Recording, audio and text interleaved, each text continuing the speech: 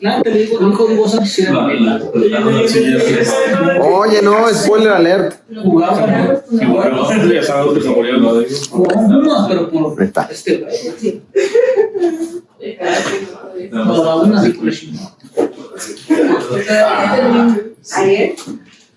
La cámara de los secretos.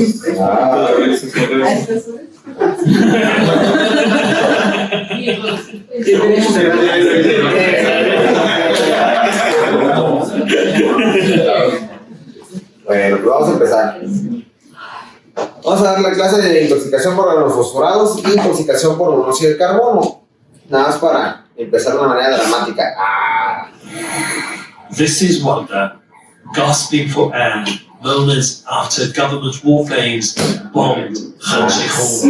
The Indian neighborhood is a rebel stronghold. Within minutes, hundreds of people were rushed to hospitals. Los ataques que hubo en Siria en el 2017. And other agonizing symptoms after they were exposed to the known agent sarin gas. El tipo de gas que se utilizó es el gas sarin.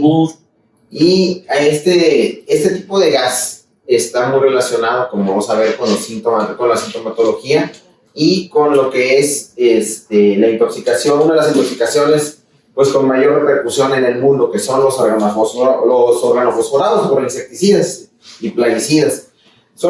Hay una gran cantidad de sustancias tóxicas que se utilizan para el uso del campo, pero pues como vimos ahí en ese video, pues también se han utilizado de manera como arma química. Actualmente la intoxicación de los organofosforados está principalmente dada por gente que esté en contacto con insecticidas. También se han utilizado como arma, lo que he comentado, y bueno, aunque muchas veces es una intoxicación accidental, en varios países pues es una de las principales causas de alcoholismo, ¿no? Intento de suicidio del paciente.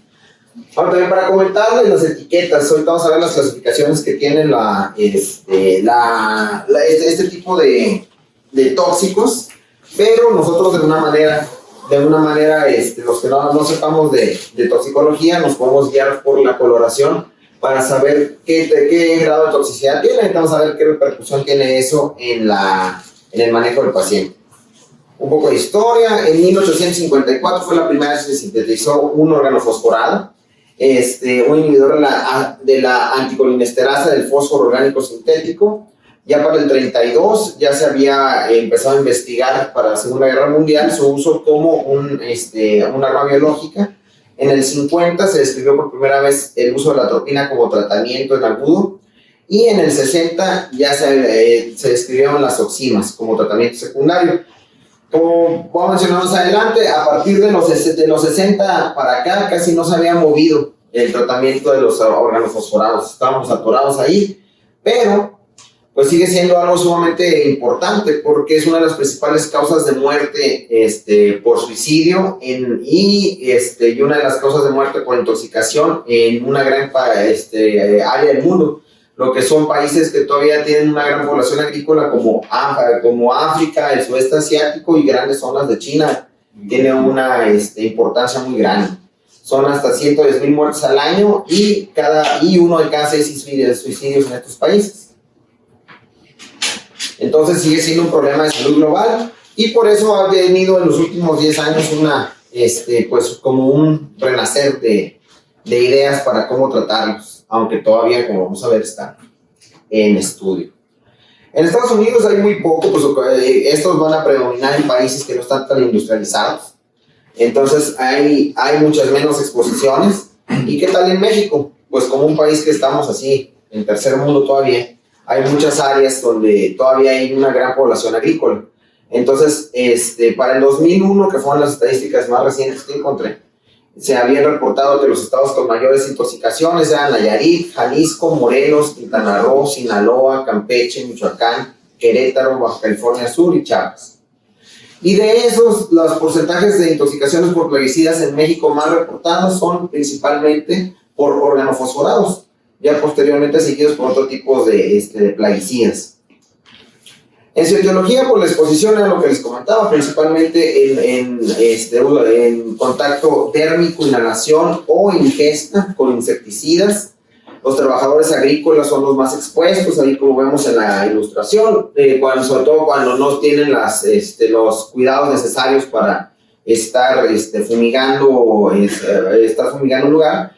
Y hay que tomar en cuenta que los organofosforados pueden quedar impregnando los alimentos. Entonces, manzanas, apio, pimientos, melocotones, fresas, nectarinas, son muchos cultivos que requieren el uso de organofosforados usualmente para tratar de mantener los niveles de plagas y pueden estar impregnados de estas sustancias.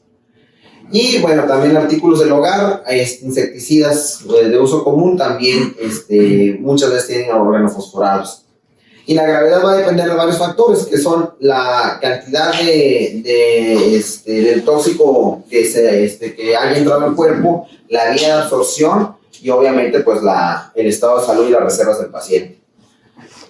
Bueno, ¿y qué son? Van a ser insecticidas de amplio uso, son compuestos volátiles, son ésteres pioloamina del ácido fosfórico y sus homólogos, son liposolubles, esto hay que tenerlo en cuenta porque muchas veces penetran en la grasa y no nos van a dar, vamos a tratar, aparentemente lo controlamos, pero ese organofosforado está todavía presente en el cuerpo y se va a ir liberando lentamente, y eso nos puede dar síntomas, una vez incluso que la presentación inicial aparentemente remitió, o que la exposición inicial fue, ya pasó tiempo a la misma. Ahora, ¿qué es lo que van a hacer los organofosforados? Van a inhibir la acetilcolinesterasa. Estimulan los receptores muscarínicos y nicotínicos, obviamente al haber un exceso de acetilcolinesterasa. Tiene una mortalidad entre el 1 y el 20%, obviamente esta se dispara entre más se tarde el tratamiento adecuado. Son biodegradables, es algo bueno, una vez que entran en contacto con el suelo se inactivan. En cambio, otros plaguicidas continúan contaminando el suelo por mucho tiempo. No son bioacumulables y hasta el 10% de las intoxicaciones por pesticidas son por esta causa. Su composición molecular, bueno, hay tres tipos de composición molecular. Son, como había mencionado, son derivados del ester pioloamina, el ácido fosfórico, ácido fosfónico y ácido fosfínico, y los vamos a poder clasificar de manera química como un átomo de fósforo unido a un átomo de oxígeno, un átomo de fósforo unido a un átomo de azufre, o por su acción, que puede ser una acción directa, eso también es importante. Esos que son acción directa se llaman axones, es decir, inmediatamente que ingresan al organismo necesitan pasar por alguna metabolización para inhibir la acetilcolinesterasa. Y los de acción indirecta, que son los tiones, estos van a necesitar un metabolismo parcial para poderse hacer compuestos activos y se unen al grupo metilo o etil. Según la OMS debemos de clasificar a estos plaguicidas dependiendo la dosis que se requiere por miligramo decilitro para causar la muerte. Y se clasifican como clase A, 1A, 1B, 2 y 3, que son extremadamente peligrosos, altamente peligrosos, moderadamente peligrosos y ligeramente peligrosos. Es importante por eso identificar qué tipo de organofosforado es el que consumió el paciente o al que estuvo expuesto. Y hay varios de los que vienen en esta tabla, que van a ser, dependiendo de la categoría, pues va a ser algunas de vamos a tener una idea de a qué nos estamos enfrentando. El paratión, por ejemplo, es un organofosforado de uso común en el campo y entraría en la clasificación de los altamente peligrosos. Ahora, otra de las cosas importantes con esto, con la clasificación, si son de los organofosforados que requieren pasar por una transformación para volverse un metabolito activo, vamos a ver que hay una diferencia entre cuando ocurre la ingesta o la exposición y el paciente requiere ventilación mecánica, por ejemplo en el caso del fentión, que pasa cierta cantidad de tiempo para que el paciente requiera un manejo avanzado de la vía aérea. Y bueno, ya metimos en lo que es la bioquímica, pues la acetilcolina sabemos que es controlada la cantidad de este neurotransmisor mediante la acetilcolinesterasa, que la transforma en colina y ácido acético. La colina se absorbe por las neuronas, el ácido acético regresa al ciclo de Krebs. En este caso, los organofosforados van a inhibir la acetilcolinesterasa y entonces los receptores se van a ver sobrecargados de acetilcolina y eso es lo que nos va a dar la sintomatología. La butilcolinesterasa es otra enzima que se cree que tiene también alguna acción y pudiera ser más adelante algún blanco para terapéutico, pero por el momento no sabemos bien qué es lo que controla o qué papel juega en la intoxicación por organofosforados. Entonces, inhibimos la acetilcolinesterasa mediante una fosforilación. Se unen los organofosforados al grupo hidroxílico de serina y tenemos un periodo de tiempo para tratar de desunirlos, pues, evitar que se desactive la acetilcolina de manera permanente o de forma irreversible. A esto se le llama envejecimiento. Es decir, si antes de que ocurra el envejecimiento utilizamos el antídoto, podemos revertir este proceso. ¿Qué es lo que vamos a hacer? Pues el uno del antídoto es la oxima. Ahorita vamos a platicar sobre eso. Eso va a causar una hidroxilación del grupo serina, que es a donde se unió el organofosforado, pero eso tiene que ser antes de que ocurra el envejecimiento y la desactivación permanente de la acetilcolinesterasa. Si eso ya ocurre, pues no nos va a quedar de otra más que esperar que el cuerpo vuelva a sintetizar acetilcolinesterasa para poder eliminarlos, para poder otra vez revertir los daños. Esa es la molécula de acetilcolina, el lugar donde se va a unir el lugar donde se va a unir el organofosforado es en la serina y pues aquí está también otro esquema, ¿no? Vemos cómo se une el organofosforado. Tenemos un periodo de tiempo antes de que esta unión sea irreversible y ahí es donde tiene su oportunidad de acción el antídoto. Salud. Bueno, y otra vez, una vez que ya, lo que habíamos mencionado, una vez que ya la unión es irreversible, ya no podemos hacer nada, ya estamos más allá del uso de las oximas. Y bueno, ¿qué es lo que nos va a ayudar a determinar qué tan grave es la intoxicación? Pues la medición de la actividad enzimática.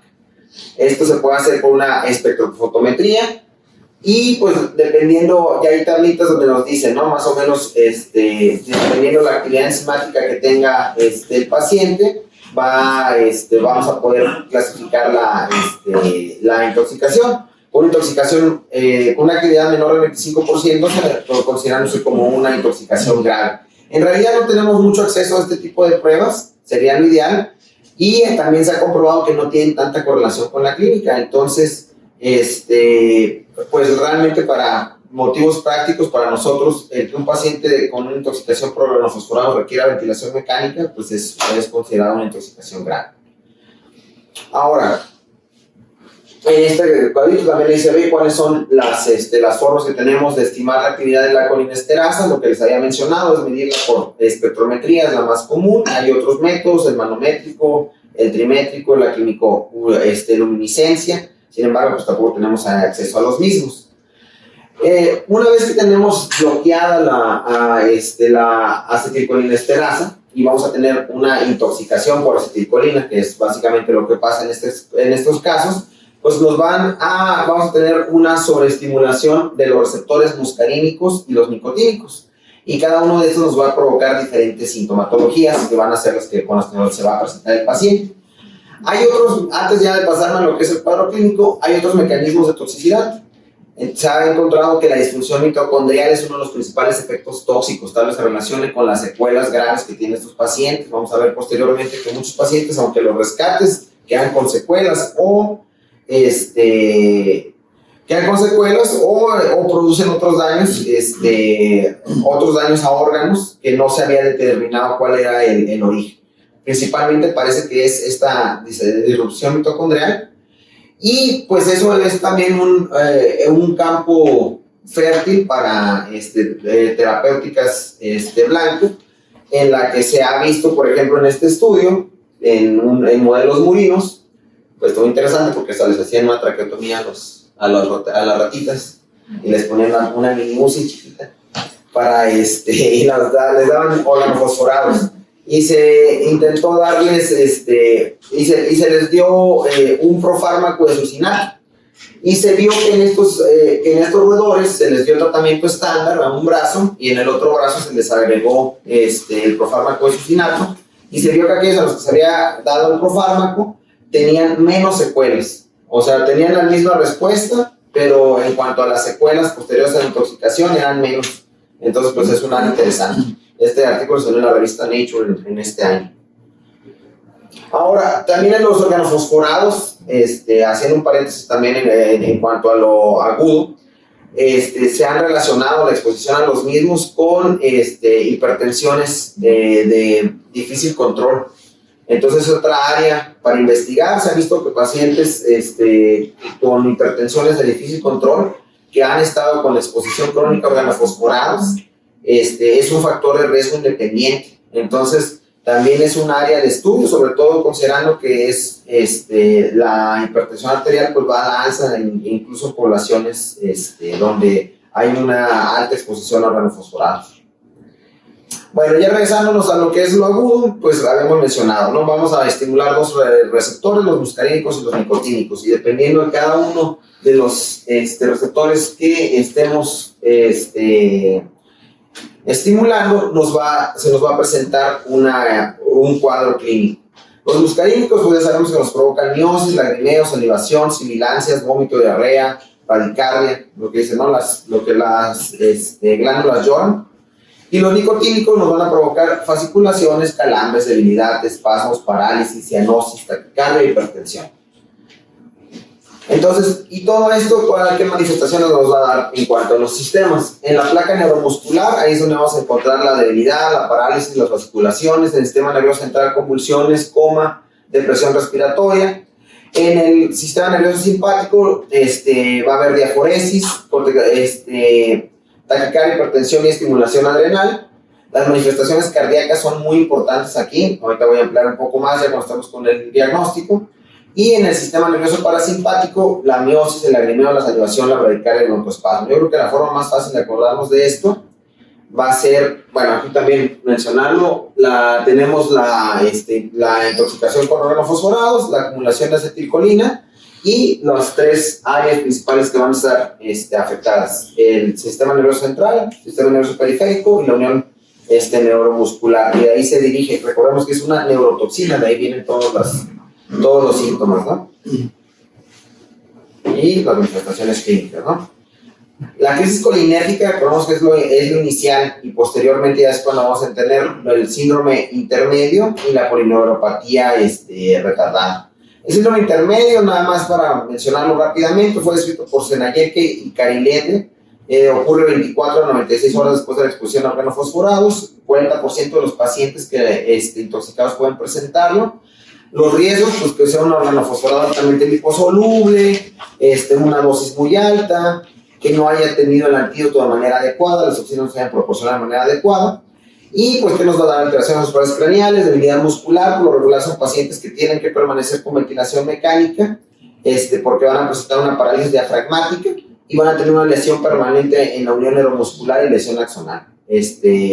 Predominan todavía en ellos los síntomas nicotínicos y pues son pacientes que pues tienen un mal pronóstico, no les va muy bien.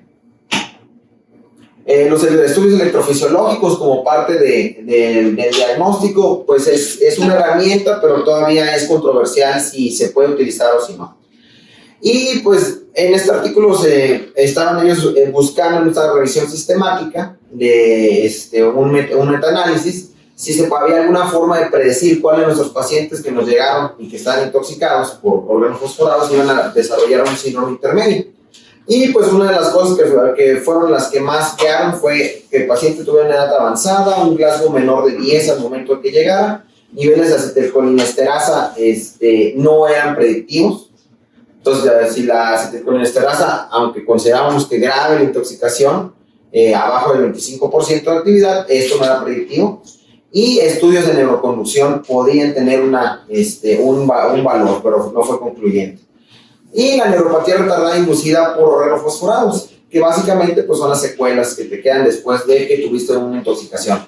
aparece una 3 semanas posterior a la exposición, los mecanismos inhibidores de la esterasa diana de la neuropatía, y te da una neuropatía similar a la diabetes en guante de calcetín, debilidad flácida en los miembros inferiores ascendente, que puede variar en su intensidad.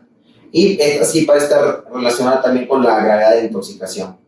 Es un cuadrito de New England, es más o menos lo mismo que les platiqué, son los niveles a los que actúa, dependiendo los receptores que estemos sobreestimulando, pues van a ser la sintomatología que nos va a dar el paciente. Hay una escala de intoxicación con organofosforados para adenilla. Es puramente clínica, precisamente porque pues recordemos que tienen una gran, pues es muy común esa intoxicación en países de bajos recursos, entonces vamos a tener para medir acetilcolinesterasa, y basados en la clínica que ya identificamos, nos va a dar un puntaje. El score nos va a decir si este paciente tiene una intoxicación leve, moderada o grave, y básicamente pues esto nos va a servir para nos va a servir para darnos un pronóstico. Si tiene una mortalidad alta, una mayor necesidad de soporte ventilatorio o una mayor dosis de atropina en las primeras 24 horas. Pues nos va a servir para ver qué le vamos a decir al paciente. Aquí están los toxínomes que todos conocemos, nada más aquí para resaltar el toxíndrome colinérgico, haciendo un hincapié en las pupilas. Muchas veces estos pacientes, a lo mejor nos tratamos de acordar de los toxíndromes y nos acordamos luego de los ojos. Pero algunos de los pacientes, recordemos que estaban rociando el organofosforado y si les cayó en los ojos, pues te puede alterar el cuadro. Y bueno, pues aquí está la parte chistosa, ¿no? Estamos tratando de buscar cuáles las mnemotecnias para acordarnos de los toxíndromes. El síndrome colinérgico es uno de los más recurridos. La mnemotecnia ahí con la caricatura, pero me gustó más porque es para los fans de Harry Potter, el Dumbledore. Entonces, pues va a ser el paciente que se presenta con diarrea, micción, pupilas puntiformes, muscarínico, para hacer la bradicardia, lagrimeo, la emesis, diaforesis, dolor abdominal, rinorrea y letargia, ¿verdad? Dumbledore. Y no olvidemos en estos pacientes, dentro de las cosas que les debemos de pedir, su radiografía de tórax, porque tienen un riesgo de realizar un edema pulmonar neurogénico. Y lo que les había comentado, la cardiotoxicidad es muy importante. Se ha visto que en varios de estos pacientes, por ejemplo en este estudio se vio que hasta el 67% de los pacientes presentaban manifestaciones electrocardiográficas, siendo la prolongación del QT la más común. Y lo que les había dicho, el edema pulmonar también se presenta hasta en 43% de los pacientes con hipertensión grave. En el electrocardiograma, ¿qué es lo que yo esperaría encontrar? Un QT largo, si va a haber una repercusión ahí, una taquicardia ventricular polimorfa, que es ahí donde el sulfato de magnesio puede tener una ventana terapéutica. ¿Y esto por qué va a ser? Los efectos muscarínicos pues, van a hacer una interacción en los canales del potasio y en los intercambiadores sodio y calcio, y son los que te van a provocar las alteraciones cardíacas. El diagnóstico va a ser identificar el tóxico, determinar que tiene un toxíndrome colinérgico y hacer la prueba de atropina. Esto va a ser nuestro abordaje. Entonces vamos a poner un ejemplo. Si les llegan ustedes a una niña que nos refiere a la mamá que acaba de intoxicarse con un preservante para madera, ¿qué es lo que deberíamos hacer? Primero, tratar de identificar qué es lo que tiene, ¿no? No siempre vamos a tener acceso, pero si lo tenemos, debe ser parte de nuestro abordaje, el tratar de identificar qué es lo que tiene, lo que consumió. A veces nos conformamos, ¿no? Con nada más con que no hay información, y a veces no la tenemos, pero sí se recomienda en lo que son las intoxicaciones un trabajo casi detectivesco para tratar de ver qué es lo que consumió el paciente, en qué condición estaba, en qué contexto era. Ahorita con el monóxido de carbono también vamos a ver que también el trabajo de detectives es muy importante. En este caso, lo que consumió la niña fue, tiene clorpirifos, que es un organofosforado, y aparte está diluido en solventes, que son hidrocarburos. Entonces ahí tienes un problema. ¿Qué harías? Que la paciente vomitara, pues está indicado con los hidrocarburos. ¿Por qué? Porque te va a provocar una neumonitis química. Y el clorpirifos, pues ya sabes que es un órgano fosforado, entonces tienes que estar preparado para tratar las dos intoxicaciones. Bueno, esto es lo que les había comentado acerca de los niveles de colinesterasa sérica y eritrocitaria. En algunos lugares se hace por orina, esta no está tan bien evaluado. Nada más tomar en cuenta también que algunas cosas que nos pueden hacer un sesgo en los niveles de acetilcolinesterasa son la desnutrición, enfermedades hepáticas, déficits hereditarios, que a veces no son tan raros como uno piensa, y una variabilidad interdía. O sea, muchas veces yo no tengo la misma actividad de acetilcolina que en otro día, ¿no? Varía de un día a otro. Entonces, esas pueden meterte un sesgo. Diagnósticos diferenciales, pues todo esto que ven aquí, ya vimos que muchas veces se puede confundir con otras intoxicaciones o cuadros neurológicos. Y el tratamiento, ahora sí vamos a lo que es el medio del asunto. Pues el tratamiento por organofosforados viene siendo así como el epítome de lo que es el tratamiento de un paciente intoxicado. Entonces, el abordaje del paciente intoxicado es único, como cuando tú abordas un paciente de trauma. Ya tienes que tener pensado, pues este paciente lo atropellaron, fue un accidente de alta energía, o fallecieron algunos de los tripulantes del carro. Igual que es así, tú tienes que ir haciendo asociaciones, igualmente debe ser en un paciente intoxicado. Son pacientes que de entrada en los manuales vienen como pacientes de prioridad A, porque aunque tú clínicamente veas al paciente bien, puedes estar en la hora dorada para tratar.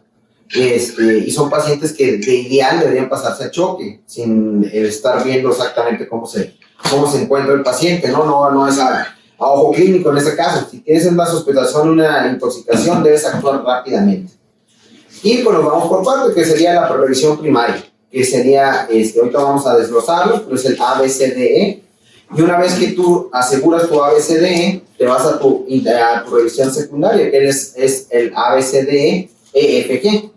Y aquí es donde entraría la descontaminación, la eliminación facilitada, la terapia específica y aparte pues consultar a un experto, porque pues no somos expertólogos, entonces hay que, en estos casos a veces el manejo puede ser complejo, sobre todo en poblaciones especiales. Y bueno, lo primero, vía aérea. La principal causa de muerte va a ser una falla respiratoria y hipoxemia. ¿Por qué? Pues están la vía aérea llena de secreciones, va a tener los efectos muscarínicos con broncoespasmos, lo que habíamos mencionado del edema pulmonar. Y estos pacientes de ideal deberían ser entubados o deberían ser intubados.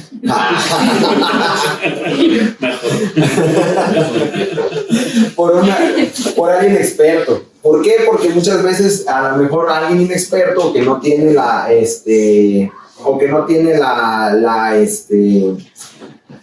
pues no tiene experiencia en este tipo de pacientes, no necesariamente es que se equivoque, ¿va? Pero son pacientes que una vez que cada intubación que falles, pues puedes estar comprometiendo más la vía aérea porque es una vía aérea llena de secreciones.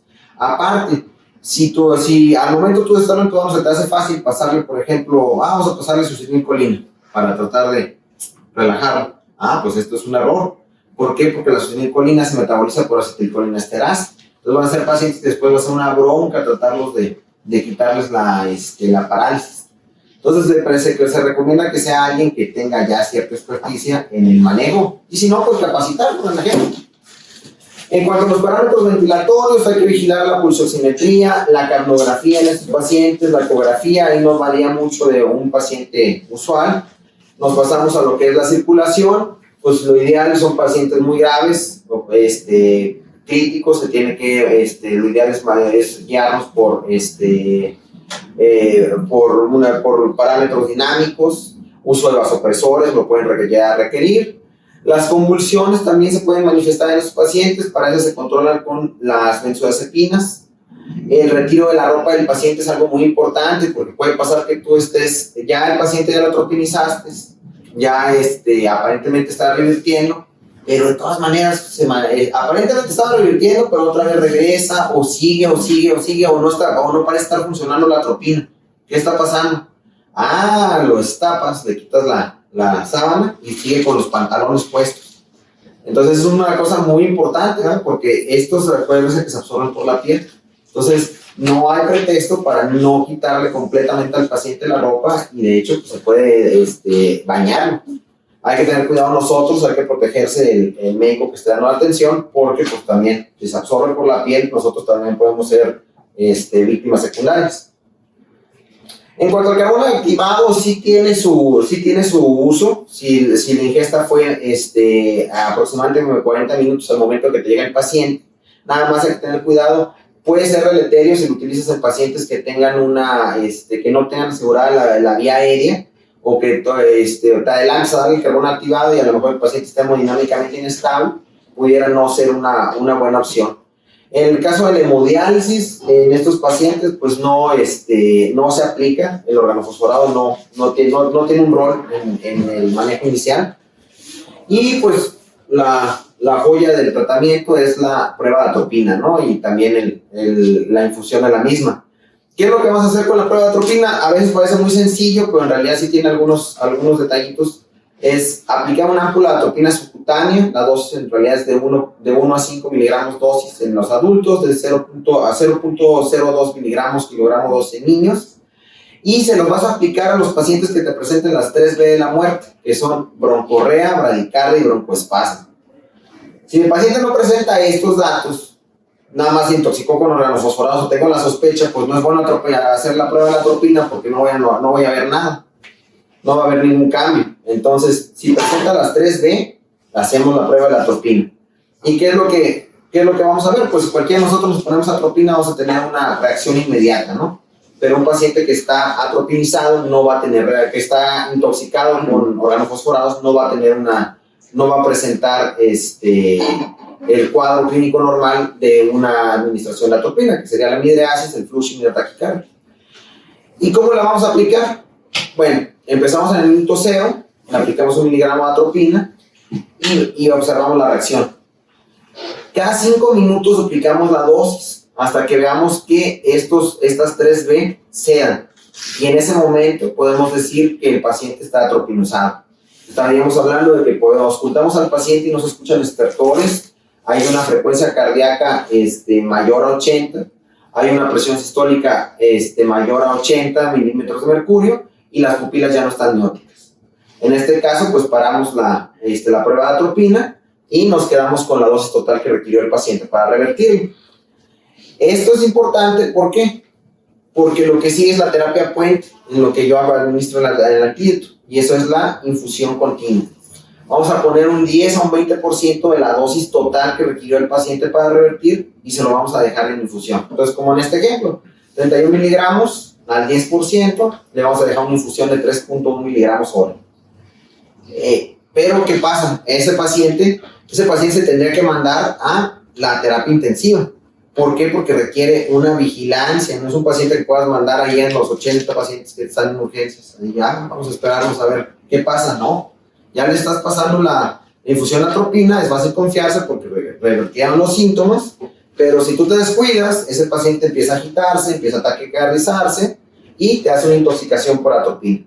Lo vamos a identificar con una frecuencia cardíaca mayor de 120, hipertensión arterial, retención urinaria, pacientes con fiebre, delirio y agitación.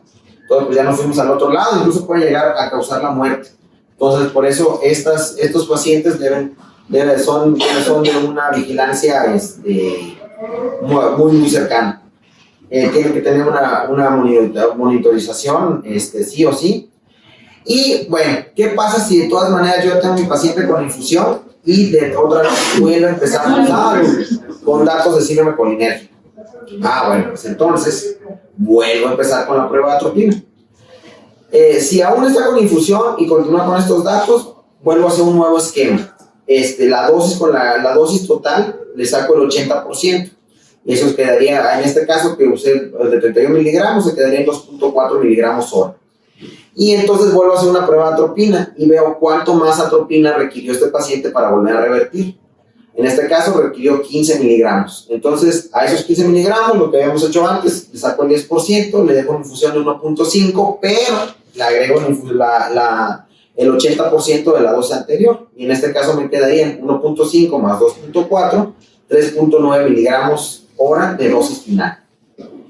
Y todo esto, pues, mucha matemática, pero nada más es en lo que llega en la que es la mera buena, el antídoto, que es la parte F de la bondad, que van a ser las oxinas, que es lo que les había mencionado. Tienen que ser en la hora dorada, ahora sí que los minutos valen oro. Tienen que ser entre 24, máximo 48 horas, si no ya hubo un envejecimiento de la enzima y ya no vamos a poderla revertir. La pralidoxina es la más común o la que más hay en los departamentos de urgencias, en los hospitales. Va a revertir los síntomas muscarínicos, va a reducir la necesidad de la dosis de atropina y se tiene que administrar lo antes posible. La dosis se da en infusión, 1 a 2 gramos en adultos, en niños 25 a 50 miligramos por kilogramo, máximo 1 gramo.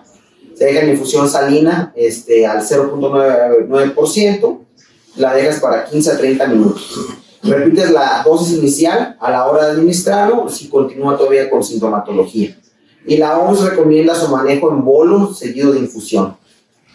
Y posteriormente dejas una dosis de mantenimiento. Otra opción que tienes, otra oxina, es la obidoxima. Esta no es tan común que haya y tiene otros efectos secundarios, pero pues en caso de que no tengas, la pralidoxina, pues es una opción.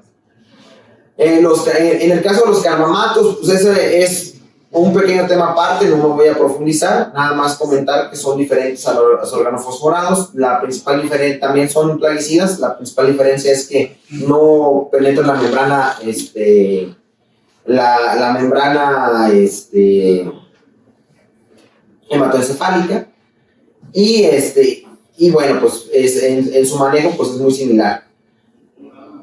Y bueno, otras terapéuticas que se han propuesto es la difenhidramina. Todavía no hay gran evidencia para la misma, pero en los lugares donde se atienden pacientes intoxicados, pues sí es de uso común, pues ellos no tienen tanto que los respalde, pero se utiliza como un coadyuvante y pues de manera anecdótica han visto resultados. Faltarían más pruebas. El mecanismo es competitivo por receptores colinérgicos nicotínicos. Hay otras terapéuticas, la alcalinización, no hay suficiente evidencia de la misma, faltan más estudios. El glicopirrolato es una sustancia que también no es muy común que se encuentre, pero si la tenemos puede ser una opción cuando el paciente, rara vez, pero puede hacer alguna anafilaxia a la atropina. Entonces puede ser un sustituto de la atropina en caso de que el paciente no la tolere. Obviamente no es tan efectiva como el mismo. Y bueno, pues otros fármacos se han dicho que pueden llegar a tener, forman parte de este renacer del manejo de los organofosforados. Es la clonidina, pero hasta el momento solo ha sido, solamente se usa en estudios con animales, agonistas beta-adrenérgicos y la acetilcisteína. Y en este artículo también, pues ahí vemos todas las dianas de acción donde todavía hay ventanas de oportunidad para la terapia, ¿no? Todavía solamente que pues, todavía es muy poca la evidencia para nosotros poderlos administrar en los pacientes que recibamos. Y pues las secuelas psiquiátricas no son menospreciables. Una cantidad importante de los pacientes presentan degeneración neuronal posterior a la exposición, ya les salvaste la vida, pero nos dejas con alteraciones en la memoria, en la atención, la concentración, abstracción, lectura. Entonces son pacientes que realmente, si la intoxicación fue severa, no vuelven a ser los mismos. Por eso es tan importante el seguir investigando los tratamientos. Y nos pasamos al monóxido de carbono, que es donde historias que cambian la vida, ¿no? La tragedia que cambió la vida de Hugo Sánchez. El hijo de Hugo Sánchez murió por intoxicación de monóxido de carbono. Sigue siendo una de las causas más importantes de muerte por intoxicación con gas.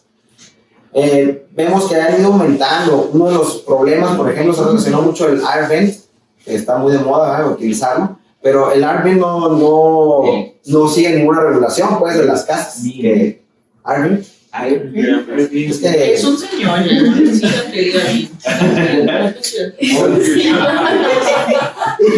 Si es porno. Más Y él dice sí, sí, sí, está bien. así es, así CDMX. así lo manejo. Pues se ha visto que al contrario en los hoteles pues es más riesgoso porque pues nada más te rentan una casa, pues nadie checó que esa casa esté bien. Entonces en esos Airbnb se ha visto que pues se ha visto más de este tipo de accidentes. Pues en los lugares del norte, ¿no? Tijuana, Chihuahua, todos esos lugares, pues es donde tiende a haber muchas intoxicaciones por monóxido de carbono. Y pues todos sabemos, ¿no? Del caso reciente de la compañera doctora que falleció también por una mala instalación del boiler ahí en la Ciudad de México. Entonces, pues sigue siendo una gran causa de problemas y de fallecimientos, ¿no? Intoxicaciones a nivel mundial. ¿Qué es el monóxido de carbono? Pues un gas incoloro, inodoro, insípido, no irritante. Sus propiedades físicas son una densidad de vapor de 0.97. El límite explosivo inferior y el límite explosivo superior son de 12.5 a 74%. Salud. Gracias. Y su nivel inmediatamente peligroso para la vida o la salud se clasifica por la OMS como 1.200 partes por millón. Y vamos a ver que estamos expuestos a más que eso, muchas veces. Relacionado con las partes por millón a las que estemos expuestos van a ser la sintomatología que nos puede causar. Entonces ya vemos que a partir de entre 400 y 600 partes por millón de monóxido de carbono en la atmósfera es cuando empezamos a tener efectos deleterios a la salud, y entre más va aumentando esto, pues más nos va causando daños graves, ¿no? Sintomatología grave. Por las características del gas, pues es conocido como el asesino silencioso.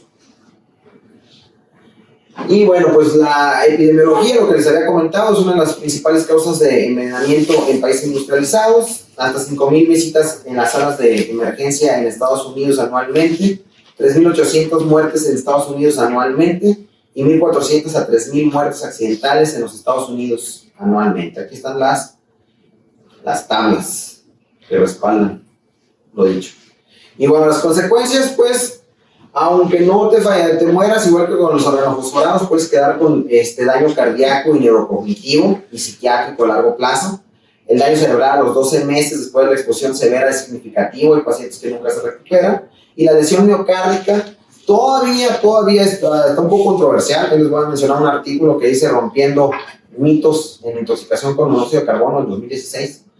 Que menciona que la lesión miocárdica pudiera no ser tan permanente como pensamos y puede ser que no sea un predictor de muerte prematura, pero durante mucho tiempo se ha manifestado, ¿no? Que si el paciente tuvo alguna afección miocárdica pudiera ser un factor de riesgo independiente para una muerte prematura.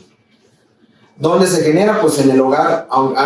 Muchas veces pensamos que si tienen que tener hornillos o alguna o que estén ahí haciendo carne asada dentro de la casa, pero no necesariamente. Hay muchos lugares donde donde podemos intoxicarnos con monóxido de carbono.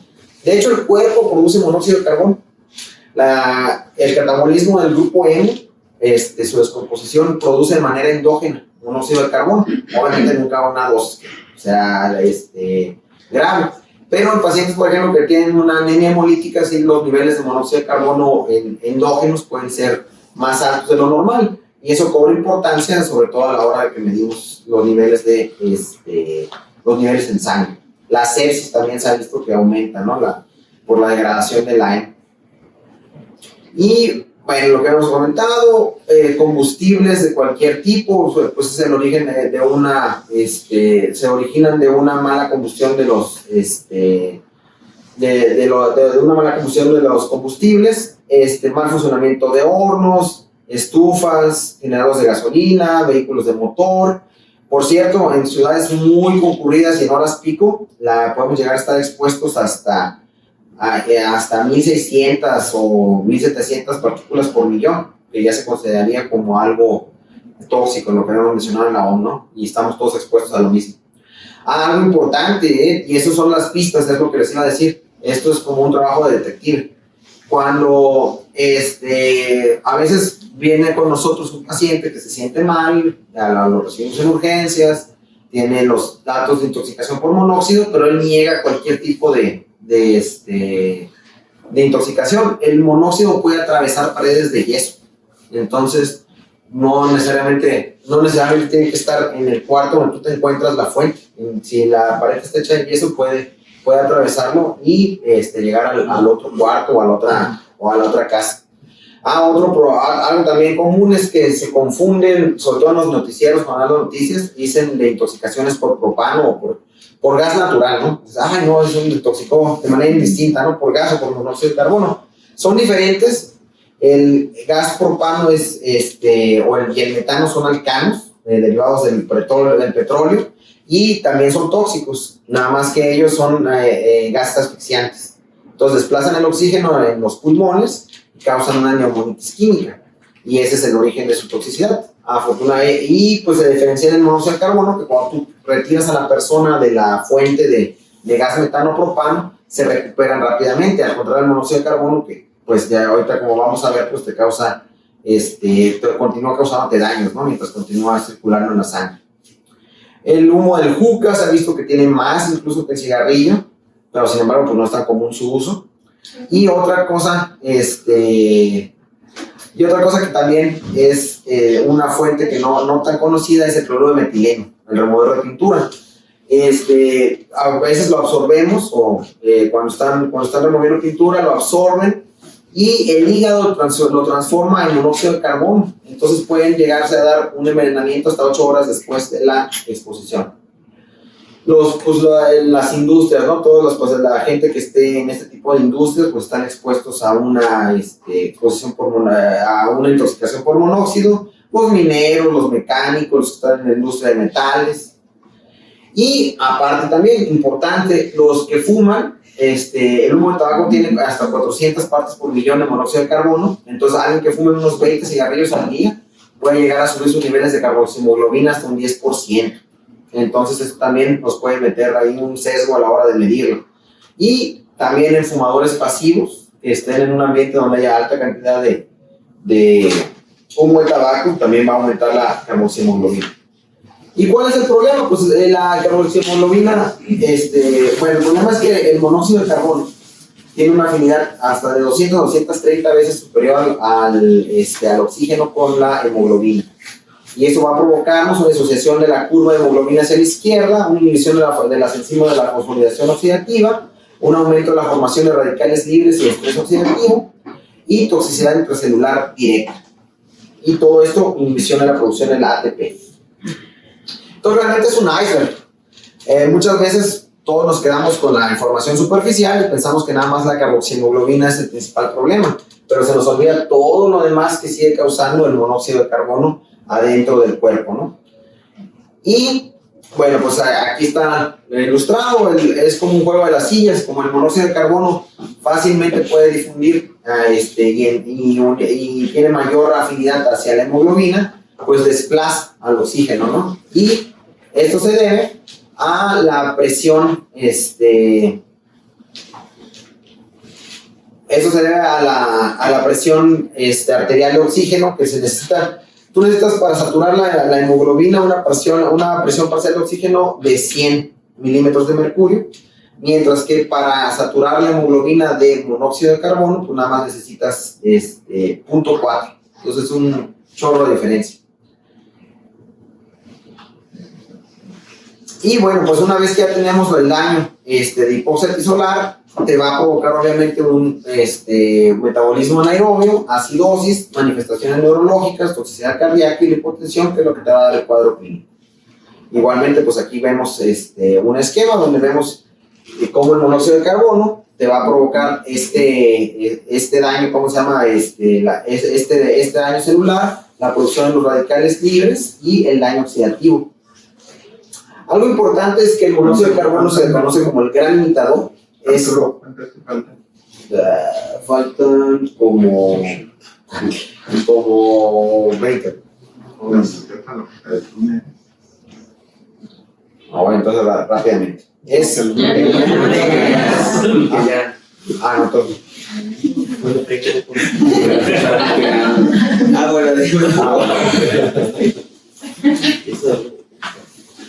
Lo cortas en tu video.